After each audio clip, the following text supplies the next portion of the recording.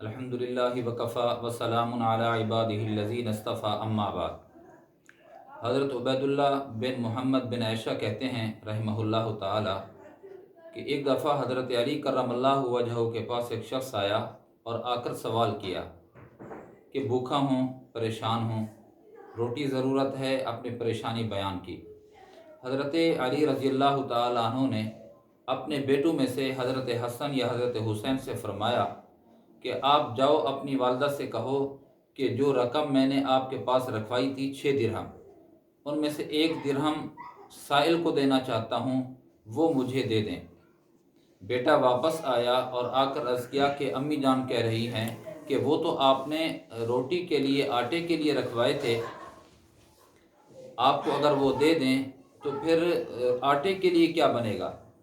حضرت علی رضی اللہ تعالی عنہ نے فرمایا کہ اپنی والدہ صاحبہ سے جا کر کہو کہ اللہ رب العزت نے ہم سے جو وعدہ فرمایا ہے اس وعدے کا یقین مومن کو ہونا چاہیے، اور ان سے کہو کہ 6 درہم، پہلے 1 درہم کا مطالبہ تھا، پھر فرمایا کہ والدہ سے جا کر کہو آٹے کے لیے جو 6 درہم رکھے تھے وہ 6 کے 6 لے آؤ اور دے دو۔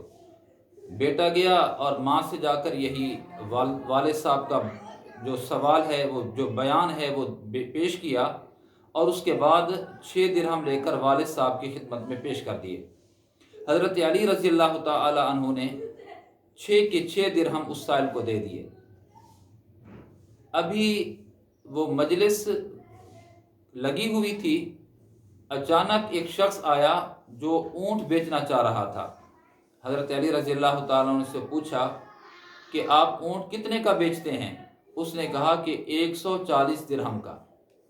حضرت علی رضی اللہ تعالیٰ نے فرمایا کہ بھائی اونٹ تو میں لینا چاہتا ہوں، لیکن فوری طور پر میرے پاس پیسے نہیں ہیں، اگر کچھ دن ادھار رکھ لو تو پھر میں 140 درہم آپ کو دے دوں گا۔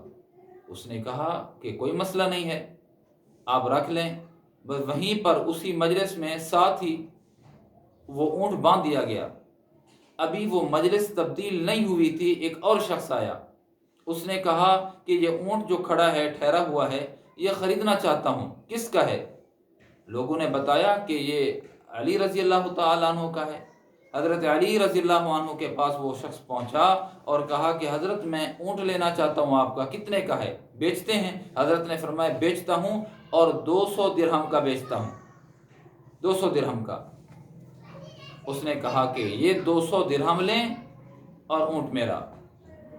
حضرت نے اسی مجلس میں اونٹ بیچا اور 140 درہم اس شخص کو بھجوائے کہ جس سے اونٹ لیا تھا، اور جو 60 درہم باقی تھے وہ اپنے گھر کے اندر جا کر بھجوا دیے، اور فرمایا کہ اللہ رب العزت نے جو وعدہ ایمان والوں سے کیا تھا، ہم سے کیا تھا، ایمان والوں سے جو اللہ نے وعدہ کیا تھا، حضور پاک صلی اللہ علیہ وسلم کی نطق اثر سے اللہ نے وہ وعدے کی تکمیل کی ہے، اللہ نے وہ وعدہ پورا کیا ہے۔